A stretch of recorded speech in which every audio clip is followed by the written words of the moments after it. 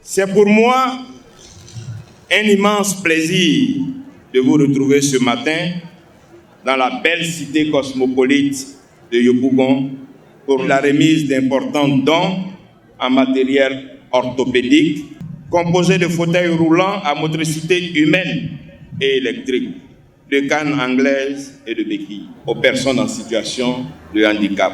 Par cette action sociale forte et humaniste, le gouvernement affiche une fois de plus son engagement et sa solidarité à votre endroit en vue de faciliter votre mobilité et votre autonomisation, facteur indispensable de votre participation active à la vie et à la croissance économique de notre nation.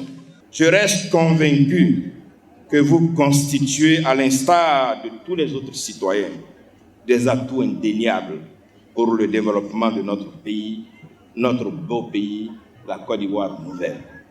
La Côte d'Ivoire, à l'instar de tous les autres pays du monde entier, s'est résolument engagée dans la protection des personnes en situation de handicap, notamment à travers la célébration de la Journée internationale des personnes handicapées, proclamée par l'Assemblée générale des Nations unies en 1992.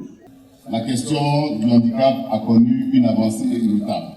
Par exemple, sur un total de 2000 personnes handicapées recrutées à la fonction publique depuis 1997, près de 1258 personnes, soit 63% d'entre elles, sont devenues fonctionnaires sans concours et seulement sur présentation de leur dossier sous la gouvernance du président Alassane Ouattara. Le relèvement du montant de la subvention allouée aux organisations de personnes handicapées, qui était de 10 millions et qui a été relevé à 85 millions.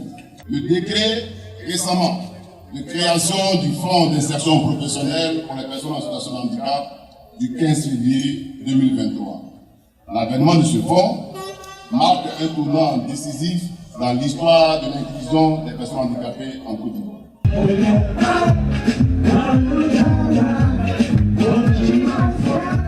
Cette cérémonie est une grande cérémonie qui a rassemblé l'ensemble des personnes handicapées de Côte d'Ivoire. Et je voudrais dire vraiment merci au ministre de la Protection sociale et de l'Emploi et aussi au parrain Adama Bitogo qui ont réussi en peu de temps à rassembler toutes ces personnes-là qui avaient besoin d'entendre des choses qui pourraient leur donner de l'espoir. Aujourd'hui, avec ces dons aussi que nous recevons à travers cette cérémonie, c'est une marque d'espoir pour nous, pour renforcer notre mobilité, pour renforcer nos activités et pour nous permettre de nous épanouir. Je crois que ça fait environ plus de 2 décennies, nous n'avons pas vu un important don comme ça aux personnes en situation de handicap. Il y a une avancée vraiment notoire au niveau des droits des personnes handicapées. Il y a encore à faire. Donc nous interpellons toujours les autorités à jeter un regard favorable sur la situation des personnes handicapées de Côte d'Ivoire. Nous sommes convaincus qu'un cadre institutionnel de haut niveau sera créé pour la promotion et la protection des droits des personnes en situation de handicap. En particulier, un ministère ou un secrétariat d'État spécialement dédié aux personnes en situation de handicap. Nous croyons aussi que l'école inclusive au niveau du primaire et du secondaire, en particulier, connaîtra un développement certain en mettant en place des services d'interprètes en langue des signes dans les lycées et collèges pour faciliter l'inclusion des enfants sourds. Que la langue des signes ivoirienne sera reconnue comme une langue officielle en Côte d'Ivoire. Dans nos secteurs du transport, le message qu'il lance, c'est de s'accentuer aujourd'hui sur la formation des conducteurs routiers de Côte d'Ivoire.